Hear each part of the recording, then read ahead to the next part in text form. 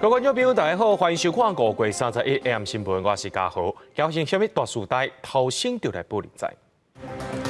行政院长杜英泰今日头一届去到立法院进行施政报告，那赢立委说做伙离开，反对行政院复议。热天的电价对6月1日开始计算，家庭一个月平均会加413块出来，而且多数拢是用电量有增加的。香港政府伫2021年用国安法起诉47个民主派人士，头一批判决已经出来，有14个人被判有罪。行政院长杜英泰今日是头一届去到立法院进行施政报告，而且以后备询，也讲到未来施政重点会放伫个5大七案，打击乌金、枪、毒品、诈骗、保障食安，也有治安等等。也来讲到立委质询的时阵，是继续谈论到国会这款法案，朴坤基就批评杜英泰无了解条文，就要来复议。也那吴思瑶也讲欢迎官员给翻质询。接下来我们要首重5打7安。不遗余力地打击黑金枪赌诈。杜英泰头一摆到立法院进行施政报告，算是未来的重点打击乌金、枪、毒诈、保安、治安、食安、治安等。虽然国民党立委无抵制，也毋过杜英泰一开喙，国民党立委却是一体来离开。尤其立法院才3读通过国会这款法案，立委质询杜英泰时，朴坤基批评杜英泰无了解条文就要提复议。吴思瑶是讲欢迎官员翻质询。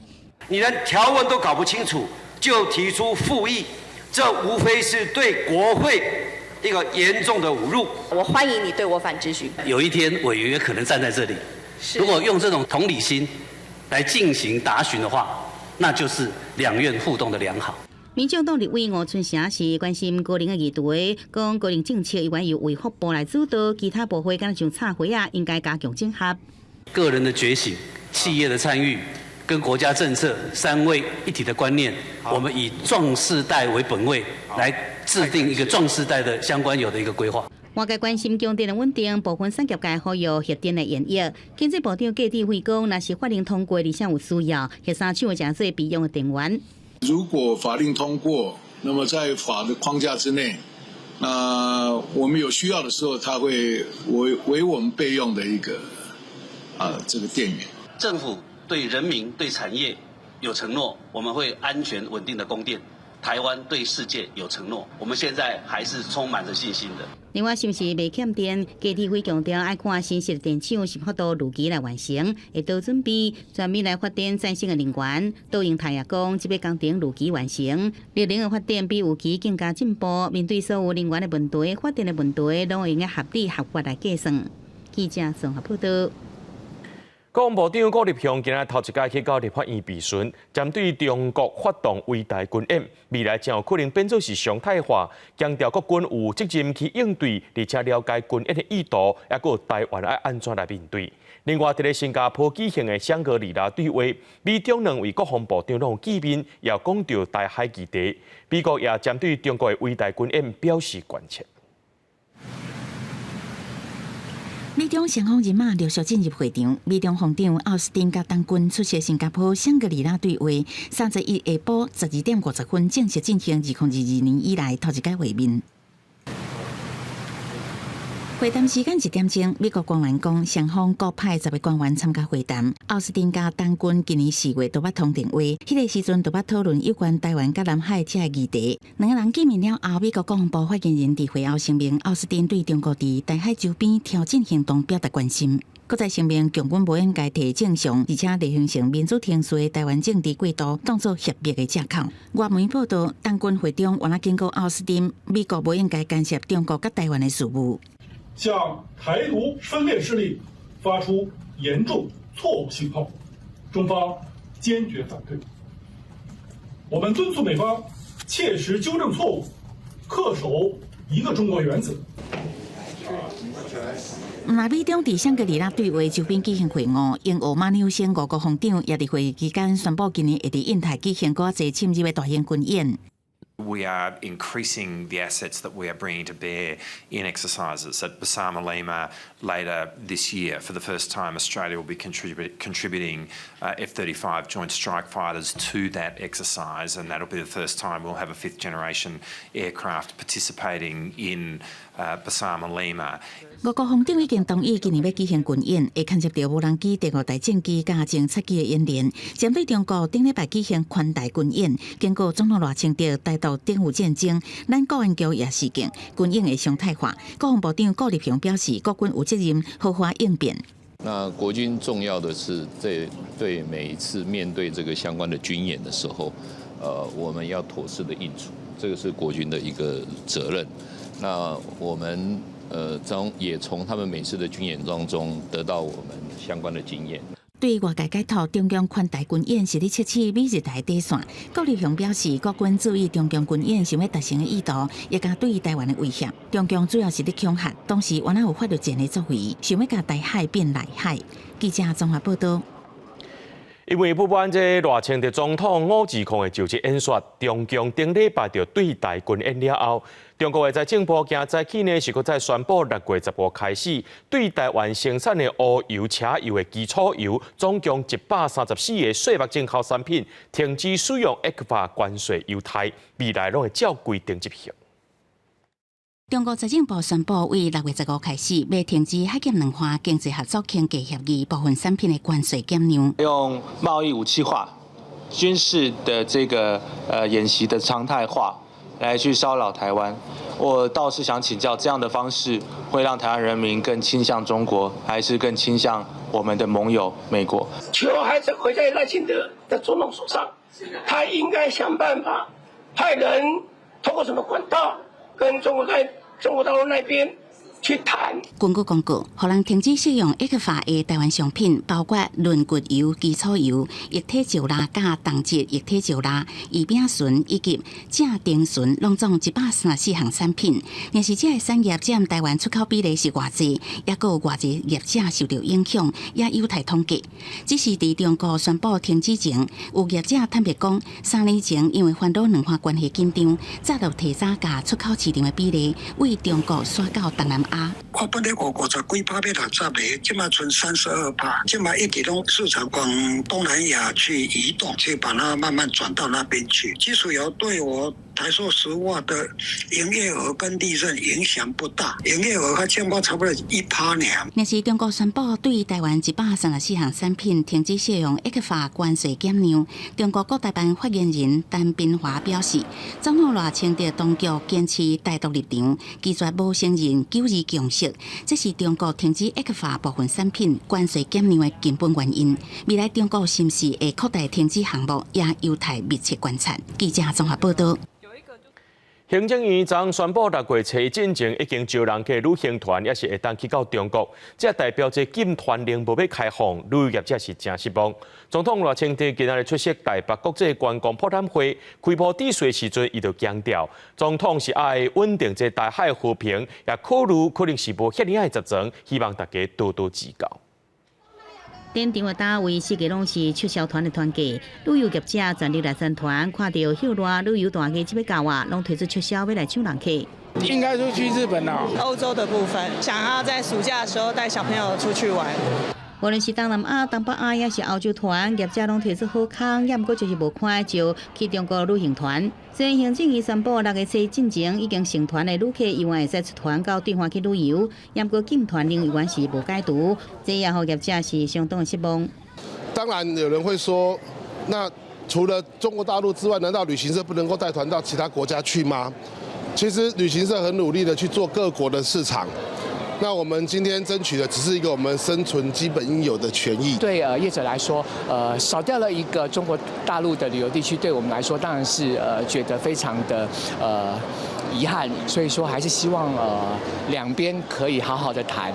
其实就伫今年宣布无解除6月禁团令了后，对花原定6月初要到马祖看路的福州旅游协会也向我宣布延期。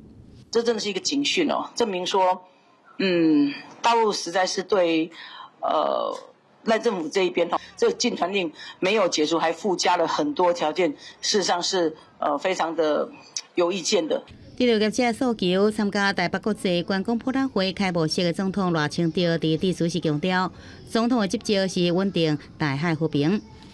身为总统，我的职责就是稳定台海的和平发展。我希望2350万人都可以在这个土地上安居乐业。也许我们考虑的并不是那么全面，但是我们非常欢迎大家提供建议。赖清德强调，政府秉持对等、尊严、互利、共赢的目标，推动两岸观光旅游。行政院30做出裁示，希望大家共同合作，一步一步走向永续旅游，恢复疫情进前观光的情况。这敢靠政府是无法度，大家斗阵来合作。记者综合报道。甲社区修法会区域换感应灯，敢若民众换过来的时阵，灯才会光。边仔电源开关嘛拢搭标语来做提醒。大厅阁用大开窗的设计，和大量的自然光线照入来，减少日时开电火的时间，来省社区的公共用电。天气适当的部分是用电风扇来做对应，原本是采用全开的电，现在把它改成是感应式的，让社区的省电部分可以更全面。到这个里面活动中心，因为逐工拢有各种团控活动，是需要长时间来用电。即摆你有除了换 LED 这灯光，嘛改用1级的省电冷气配4台电风来互室内降温和省电。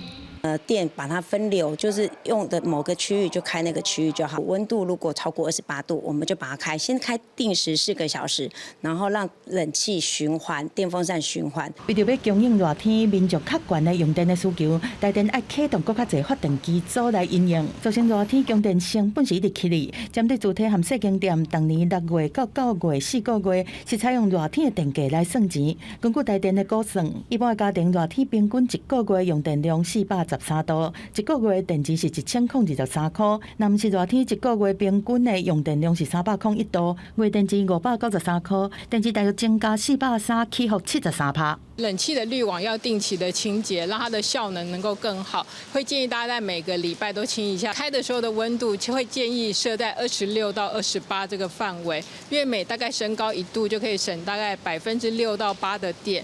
台电强调讲，伫增加的电池内面有7成是因为用电量增加，敢若3成是受热天的月电价影响，而且是对民国78年开始实施季节的电池制度。若毋是热天电池会较少，若拄到热天电池就会较侪。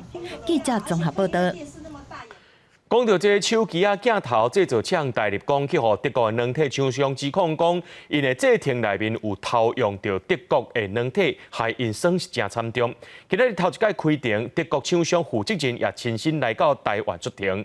大立光表示讲，发生软体争议了后，一直有含因协调，只是讲因无意愿，甚至去找媒体来向法院施压。手提准备资料，伊是德国软体厂商负责人，即摆亲身来到台中地院，目的就是要控诉过来有名的镜头大厂大立光公司，先自中资该公司的光学校正的软体，造成因遭受重大损失。Without authorization and consent of MVTech, they maliciously and massively illegally cracked Helken and installed in Lagan's computers. Lagan then uses these criminal results to make products and provide them to well-known customers, including Apple and Samsung. 德国厂商除了控诉大立光，也批评台湾司法调查无公平。除了袂用知影被害详细情形，也袂使调看卷宗，也佫超工保护加害人。因来台中地检署是强调依法来停办审理。这个案件起因是大立光伫2005年买一款单机版的光学校正的软体，验过大立光技术伫无经过软体公司的同意之下，甲违法破解的软体大量安装伫公司的电脑内底，结果来制作光学镜头产品提供给客户。这代志所以逼出来是来自自称是雷波人所举报。大立光内部却是自行破解，自行破解了之后，它复制到所有产线每个硬件里面。就我所知，几乎全公司的产线电脑都有安装这套破解版的 SDK 的工业软体，数量之多是上千套以上。这人士讲，大立光用仿制的二体识别码骗过原厂的软体，指控员工闪烁电脑内底拢有安装。也来大力讲是讲案件正在审理中，会遵照司法的程序。我们今天开庭，所以我们预计开庭结束之后，下午会统一对外发布声明。大律公也伫下晡发出声明稿，讲对2023年3月中间，知影讲软体争议以来，就真积极甲软体公司来协商，也积极参与调解。也毋过，对方却是家己终止协商，无想要继续来进行调解。强调伫资讯保密的前提之下，用诚意来解决争议，也协助司法机关知影整个事件的真相，捍卫公司股东甲员工的权益。记者综合报道。进前发生台中捷运有嫌犯乱杀人的案件，警方透过这监视器发现，讲车厢内面呢有17个民众出来解冻，而且这其中有2个是外籍人士，因已经离开台湾咯。也若剩的这15人，这4人坐台中捷运拢会当免钱。也若和嫌犯对抗受伤姓柯的查甫人，今仔日也已经复原出院啊。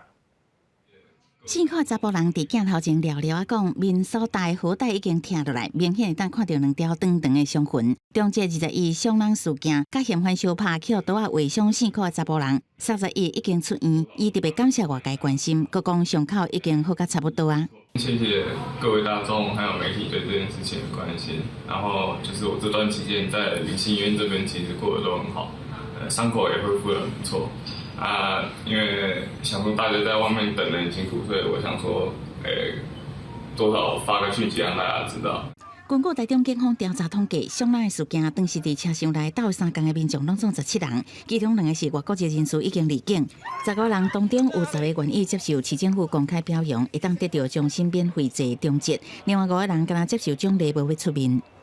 17位当中有3位是外籍，那有这个14位是本国籍，那另外以出席不出席来讲，有10位愿意出席，那有5位接受奖励，但是他不出席表扬。我们会给假设几个人因为英雄就是英勇救人嘛然后会给他终身捷运搭捷运免费，那这部分。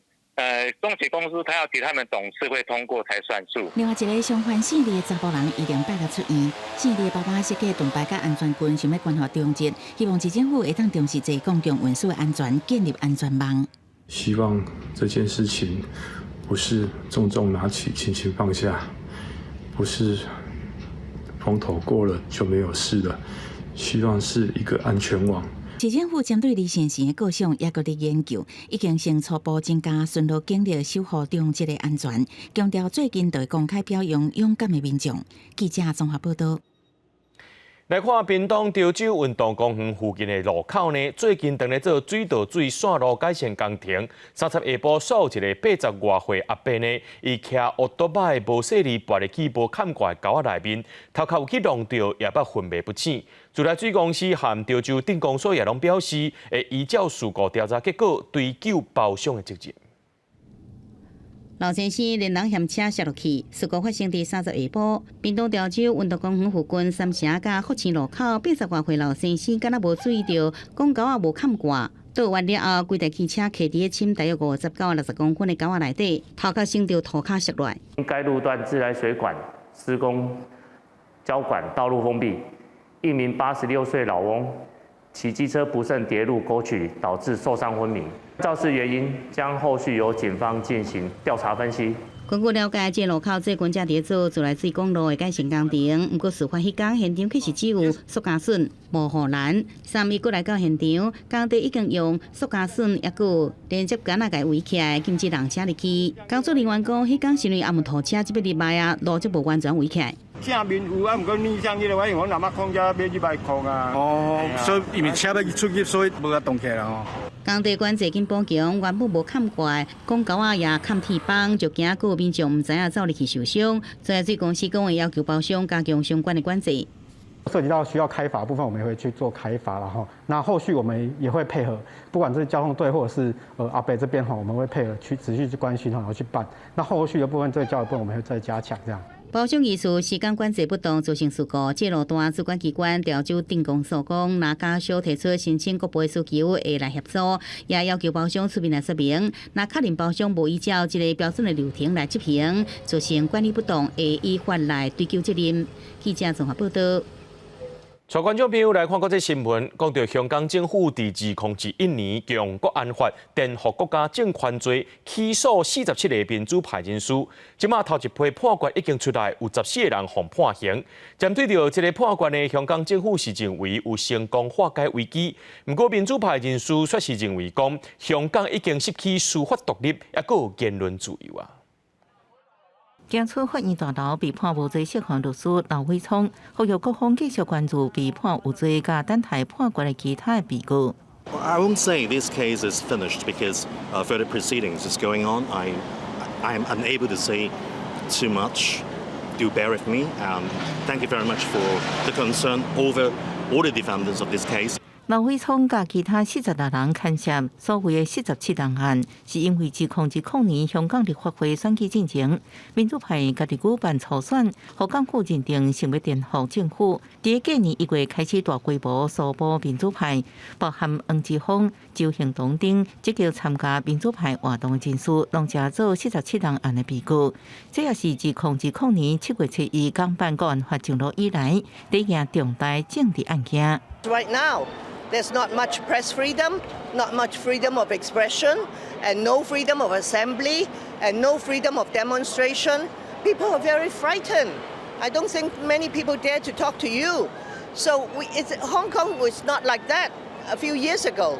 香港政府对判决的反应当然是拍破叫好。It is good that we are able to interdict the plot so that the Hong Kong citizen will not be suffer and Hong Kong will now resume to a normal state. 扣除即摆被判有罪14人，甲无罪释放的2个人，因为这案件遭到关押等待判决的民主派人士，还有31人伫监狱当中。公司新闻徐家珍报道。西班牙第30通过一项法案，要特赦2017年加泰隆尼亚独立公投的发起人，也有几多百名分离主义分子。而且这项特赦提案是由总理桑切斯所发起的。法案通过了后，引起保守派和极右左派政党的不满。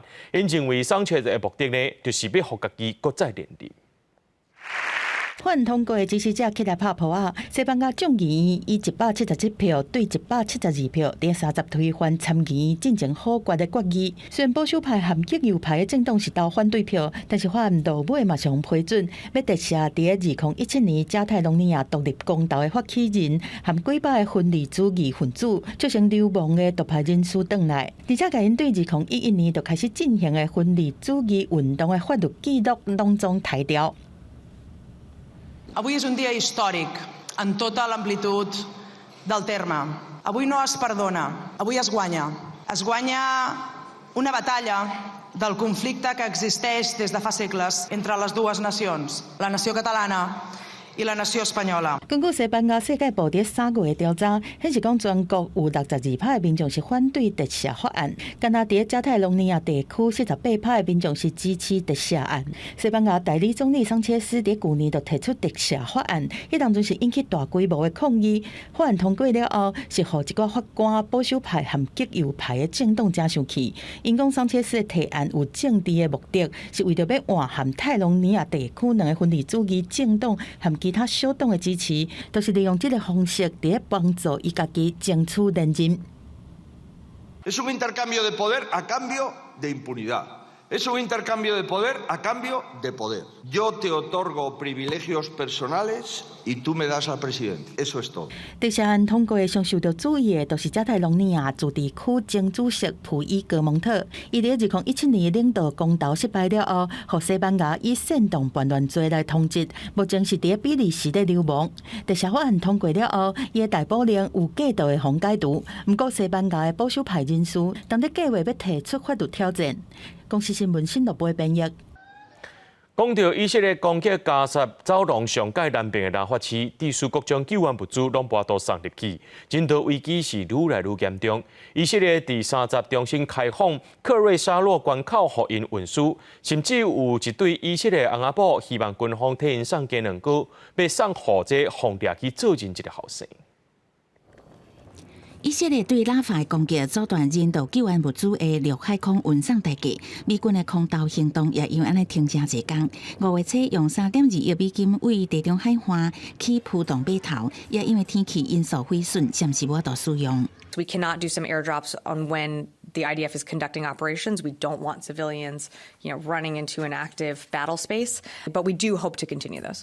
We need to see those land routes open. We need to see more trucks getting in. 国际警告，加沙的机遇危机正紧急。以军30展开伊国南部克瑞沙洛关卡的流通，除了联合国家救援组织的物资以外，嘛答应加沙贸易商会当为以色列加约旦河西岸的巴勒斯坦供应商，各位青菜水果、年制品这食物送入去加沙。以色列人质艾坦莫尔的爸母家属30晚到克瑞沙洛关卡前，要求守卫加一个生日纪念膏放入去人道物资的卡车顶入关，用代表性的做法，希望后生红释放转厝过生日。伊的爸爸哥炸囡仔甲伊的咖啡起糕甲苹果，不过伊也是坚持一定爱甲这个哈马斯抬了了。We have to kill them. We have to crush Hamas. You have to stand with us because all these barbarians are on the way to Europe and United States. 公司新闻是为中编译。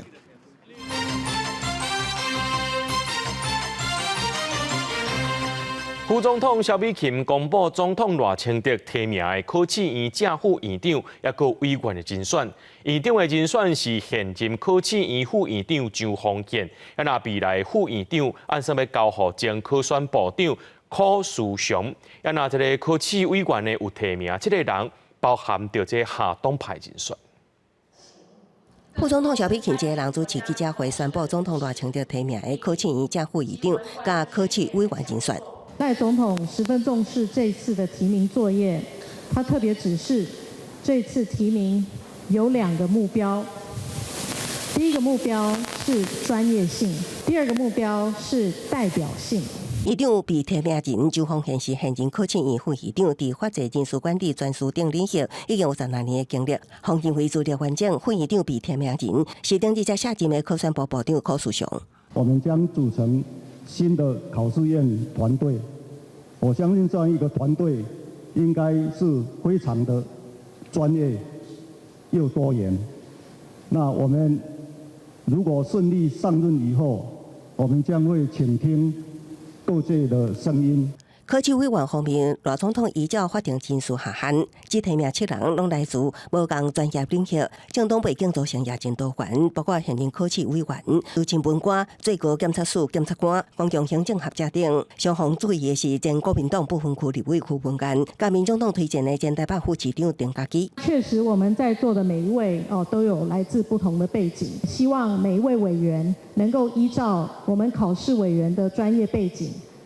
来就实质的我们未来考试院业务来关心，一起共同从国家选贤与能，来用人为才的角度来支持我们考试委员每一位被提名的候选人。总统府随即会将提名书文送交立法院，因为这是赖总统上任了后头一摆送交国会的宪政机关人事提名。名单今次的号召也接受真受关注。记者综合报道。新竹市的社区大楼发生火灾，造成2名消防人员不幸过往。总统赖清德下晡也亲身去到灵堂致意，听家属心声。针对于消防员权益的部分，内政部长刘世峰就表示，会伫咧内政部专辑成立警消勤务安全促进与事件调查委员会，来提升警消的权益也个安全。不过，消防员工作权益促进协会是认为，这效果可能是真有限的。请上香。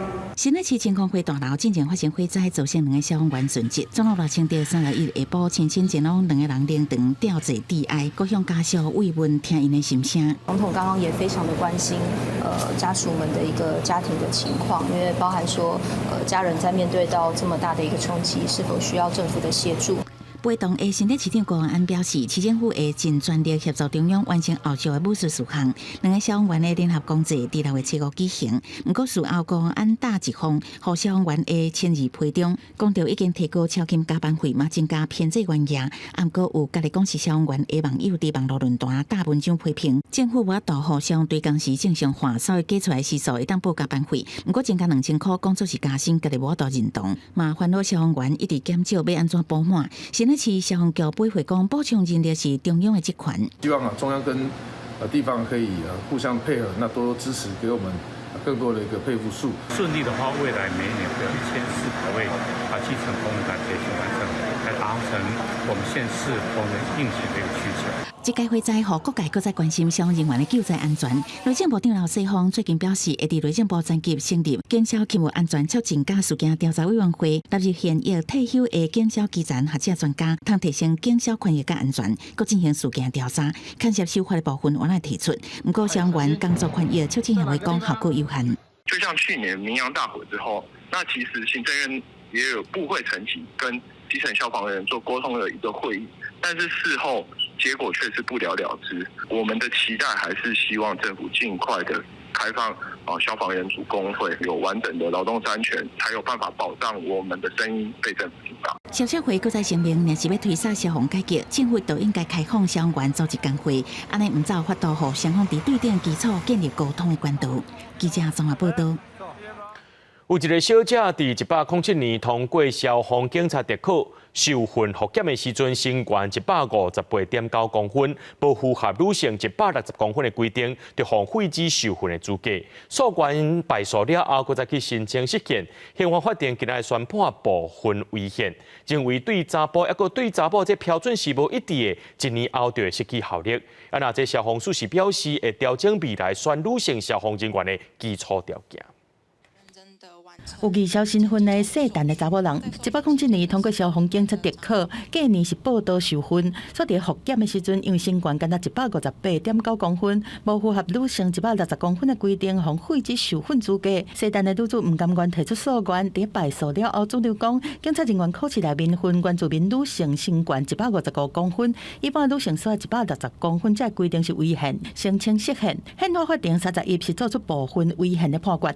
对于女性反而定出高于平均身高0.5公分至160公分，却排除高达55%的女性，依构成对女性应考试服公之权之不利差别待遇。判决理由讲，男性上低身高限制是165公分，被告认男性平均身高是7公分，敢若排除差不多10%的男性，大多数的男性拢会当通过身高的限制。不过对女性来讲，颠倒是比个人女性平均身高悬0.5公分，就是160公分，造成差不多有55%的女性红排除。大法官认为讲，这种身高限制是互消防警察查甫查某的比例是愈差愈侪，尤其消防署这机关是无法度提出充足的证据来说明讲，谁若无满160公分的女性无适合来做消防工作，则判决违宪，对宣判日满1年的时阵失效。面对各种类型不同的消防勤务以及灾害现场与抢救工作，身高略矮的消防人员除了可以担任一般的勤务之外，进入空间较为狭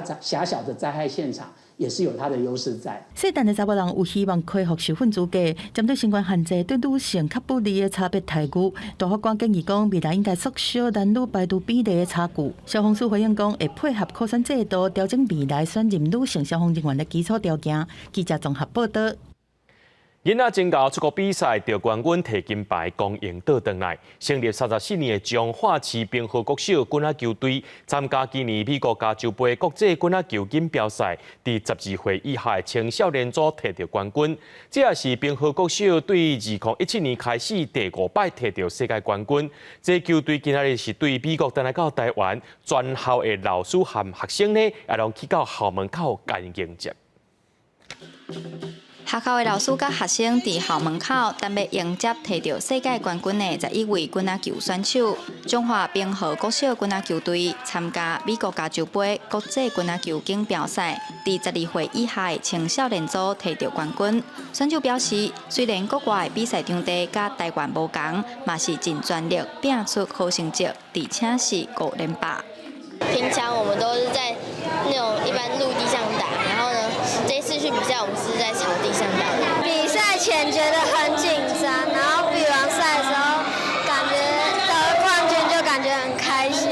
有52年历史的美国加州杯国际橄榄球比赛，今年计共有18国家2000外位选手参加。超队老师就讲，今年比赛队伍实力坚强，每一场比赛拢是拼到最后才知影结果。今年确实无简单，每一场拢拍到最后一球，才有法度分出胜负。尤其是到最后的冠军赛平手之下，阮阁入去到最后的 final 就是 PK 射入最后迄分，阮才确定阮冠军。迄个时阵才是令使人足感动的时阵。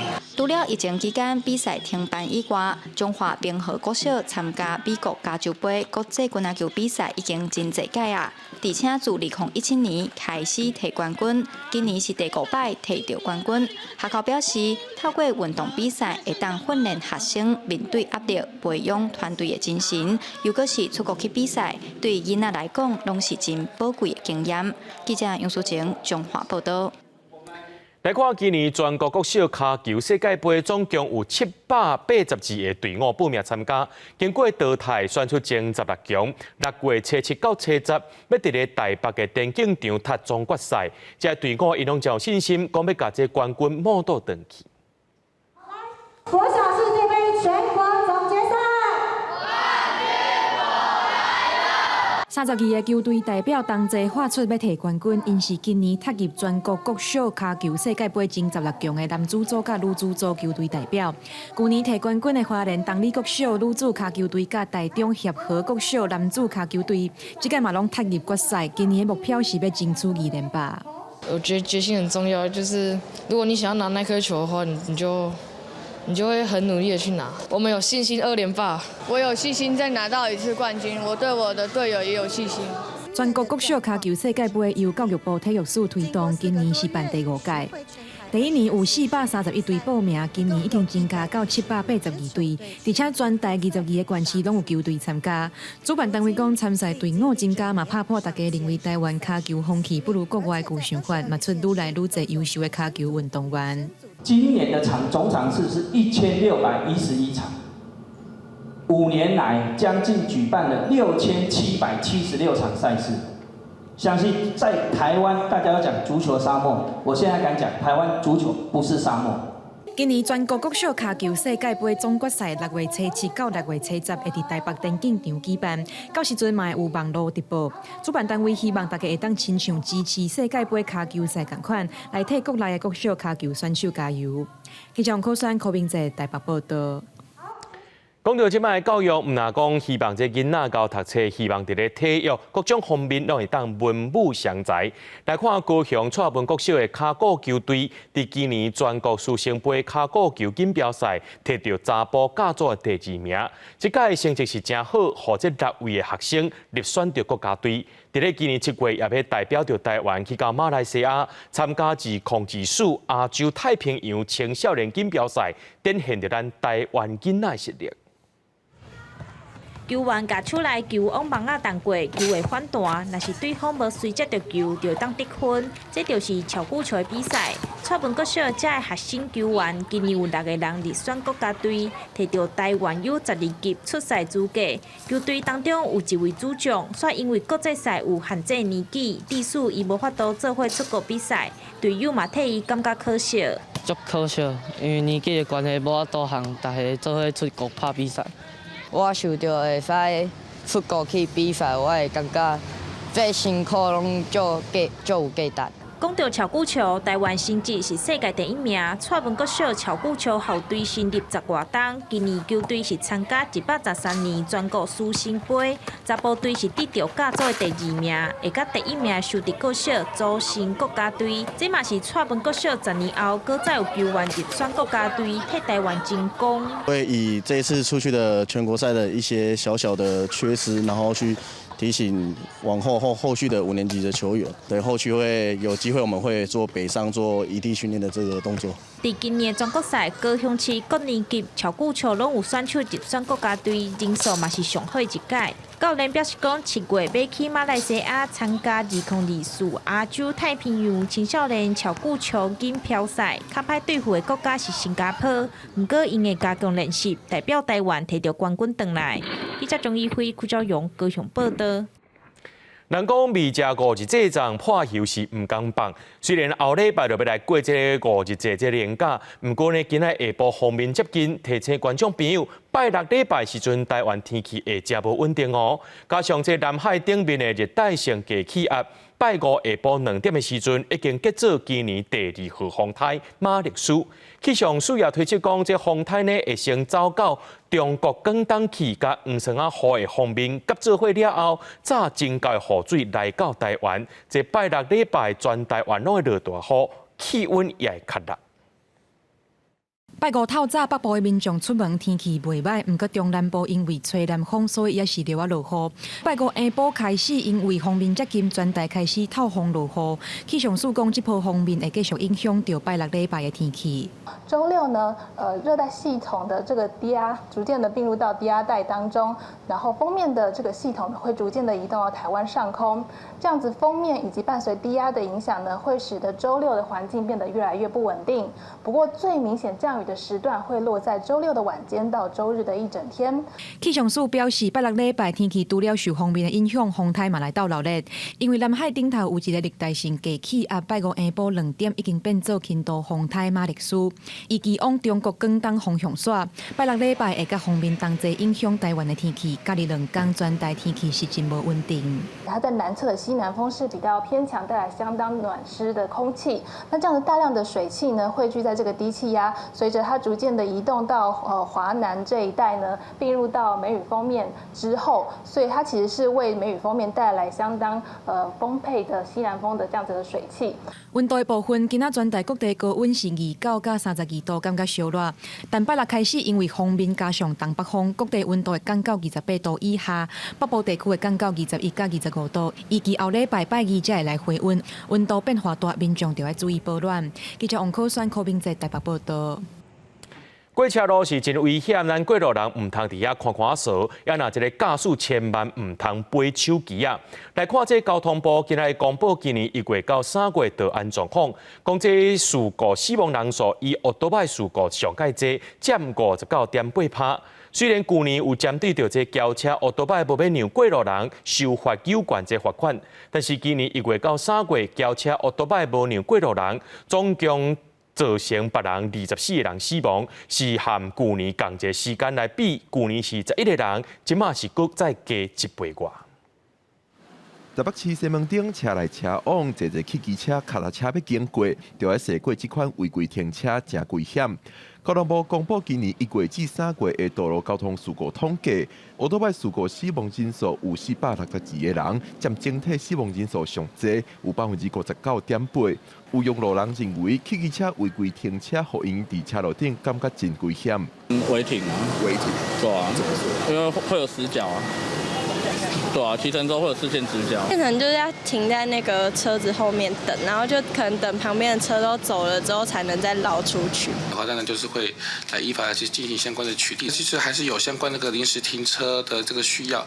那这个部分的话，我们在从去年开始，我们就要求地方政府要去盘点检讨有关于所辖道路的合法上下客货的临时停车的空间。希望在今年的6月之前大各县市政府都能够有初步的一个盘点的结果。交通部表示，目前地方政府等咧过点多一寡路段有临时停车需求，会伫适合的所在画黄线，设临时停车区等交通工停。另外，去年中汽机车无让过路人提悬罚款，上悬罚6000块。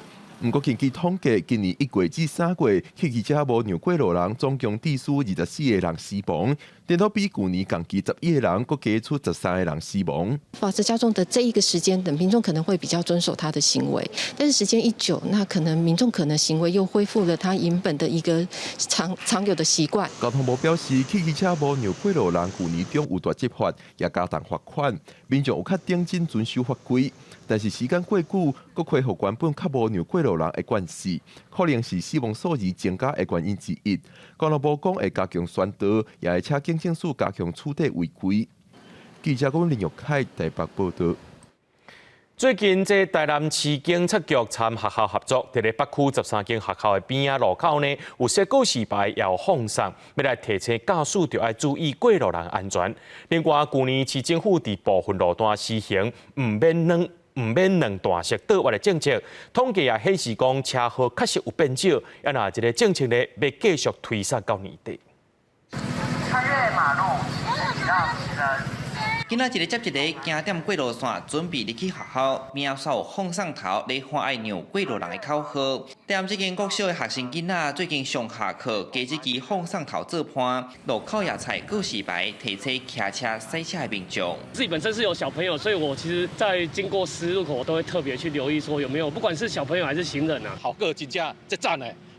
所有咱的囡仔不会讲咱行路的时阵我心惊胆跳啦。希望透过这项新的措施，提醒用路人经过校园周边时，务必放慢速度。台市警察局参北区13间国中小合作，伫校外大路口采告示牌参上举办的放送头，加强学生囡仔安全。另外，台市交通局去年开始伫旧城区、永康、林地等地区，拢总有16条路段试办唔免两段式倒弯的政策。交通局讲，事故案件降到剩500件，确实通有效改善交通乱象。因按算年底无强制两线道两段式倒弯。我是珍惜你的好处啦，但是呢，一般像中正路啦、古前路这个车辆多，我都是2段式的。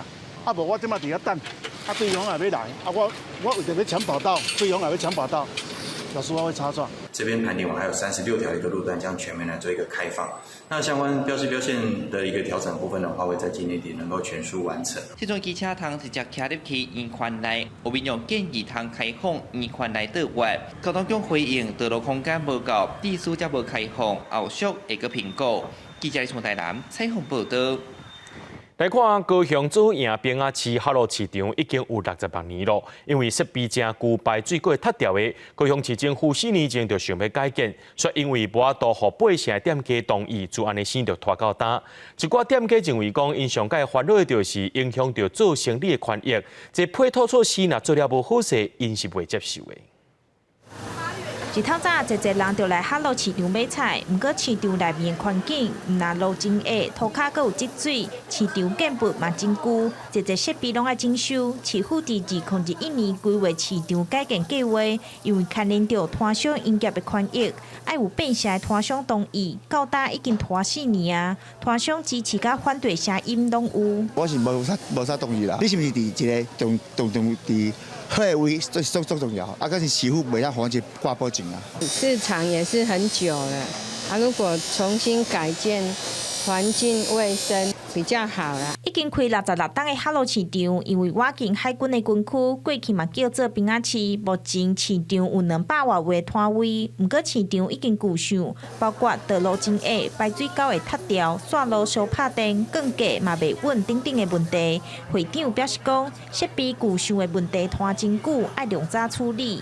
万不若发生大地震吼，有也要放落安尼啦，个排水啦，个加这个结构的问题较大啦。新建市场后搬迁有34%摊商支持，维持使用目前市场地段，持续改善市场设施达75%的过半摊商支持。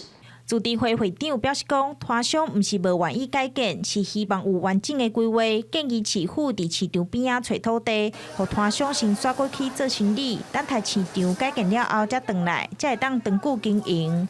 记者钟义辉、邱朝勇高雄报道。英国对高雄基顶灯塔看落去，这山脚的社区是黑黑暗暗，无啥物特色。即马因为高雄市推动城市美容计划，用彩绘方式甲旧社区装塔，互这个所在变做是观光的新地标。伫徛街壁倒插各种色水，高雄基后山山脚的社区变甲活泼有精神。基顶区公所得到居民的同意了后，去年底开始用5个月时间，以基后灯塔看落去的角度，甲下骹的社区拢总70间人家厝拢拆色，顶个月几支全部完工。彩绘起来也比较好看，很赏心悦目，而且对建筑来看，我们来看都，你像有的比较老旧建筑，一彩绘起来就整个焕然一新了。为基后灯塔附近看落去，基顶社区和去年底新完工的高山溪市场的彩绘，是隔一片海互相对看，这款美景，互游客是更较愿意行较到。没有这个彩绘的时候，它就是很一般的，就是房子的那个颜色嘛，水泥的颜色嘛。现在这个弄了彩绘以后，我觉得有一个非常不一样的这个景色。社区真侪观光客心中的风景之一，互居民嘛感觉真公营。最近各地头拢咧兴社区彩绘，真侪民众拍卡地点。不过学者嘛有提醒，这彩绘需要和在地人文结合，才会当创造地方的特色。安那区长表示，当咧建议扩大彩绘范围，可以用另外一个角度来思考，用沙滩的视角。那也可以来做，或是用我们第一港口的视角。那有一些部分，像海岸路沿线，其实都可以来进一步来优化。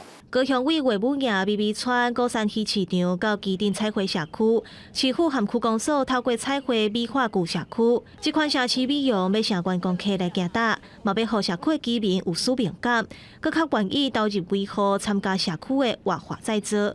记者陈焕武、明昭权高雄报道。伫咧家己水上的中和村，逐个月上尾迄个拜五呢，社区的志工拢会做伙来做便当寄卖，那用在地实在即赚到的钱，也会摕去做社区急难救助的资金。参与的志工也讲，伫咧老人食堂本地就爱祝福这些村民者，一个月用1天的时间来做这便当，会当帮助到更较侪人，因也感觉真有意义。志工大姊无用咧竞赛，食堂内底嘛有人开始咧煮料理。嘉义县水上乡中和村的活动中心，逐个月最后迄礼拜拜五，社区的志工拢会做便当来义卖，摕装来募急难救助金。他可能要有签的程序，咱唔免咱直接，咱也这样直接，第一时间就会当好需要帮助的人。每一次的料理都不一样，有日式的，有台式的，有什么的，总是通通有啦。而且这个是公益便当啊，吃了买了公益便当啊，吃起来好快乐啊！这个公益便当的计划是为两当前甲社区老大人组织的课程开始，豆豆啊参加的人愈来愈多，才开始分工合作卖便当。真侪老大人因为安尼，愿意行出来做志工，参与社区嘛发挥家己的力量。心情真好啊！安怎讲？啊都大家嘻嘻哈哈做工过足紧啊呢，还好可以啦。较侪人较有伴。被需要的价值感产生的，那人就是这样嘛。当你有觉得有被需要的价值的时候，他会排除万难，在这个时间点上，原本有的事情他就会把它弄开。在这个时间点，固定的每个月的最后一个礼拜五，来这边参与这个公益便当的制作。目前做便当的志工大约有30外人。村长讲，有的实在嘛是爱心人士或者是企业寄付的，卖便当的收入就是用来做装来急难救助金，而且一个月只有1天会较无闲。大家拢做甲真欢喜，我感觉会当帮助别人，真有意义。记者林慧婷家己报道。伫咧瑞士一台我举办的 AI 人工智慧峰会30开幕，这场是由联合国机构国际电信联盟主办的展览一个会议，展现 AI 会当用各种方式改善人类的日常生活模式。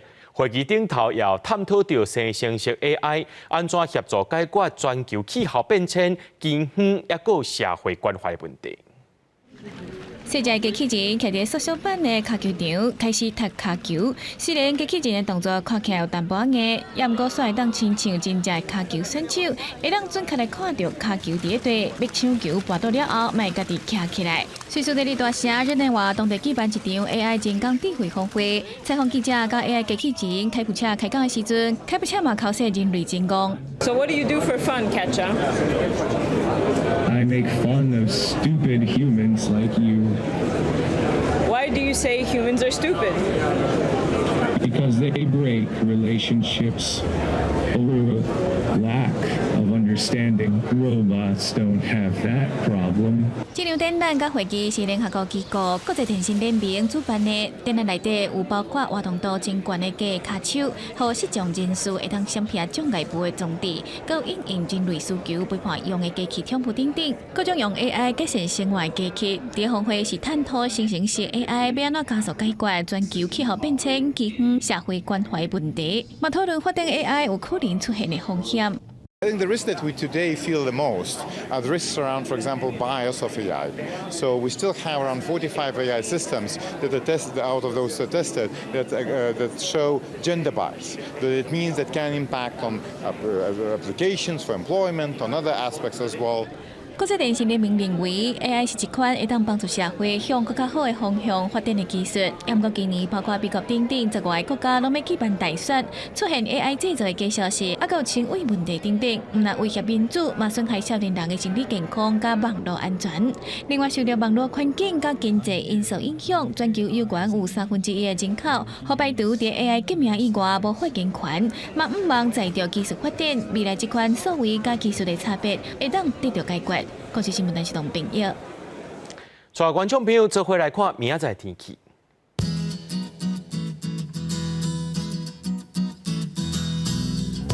吉人到新竹对25度到31度，苗栗到云林对26度到33度，嘉义到屏东对26度到35度，宜兰花莲台东对26度到32度。平湖金门马祖对22度到29度，还有未来3天的气象。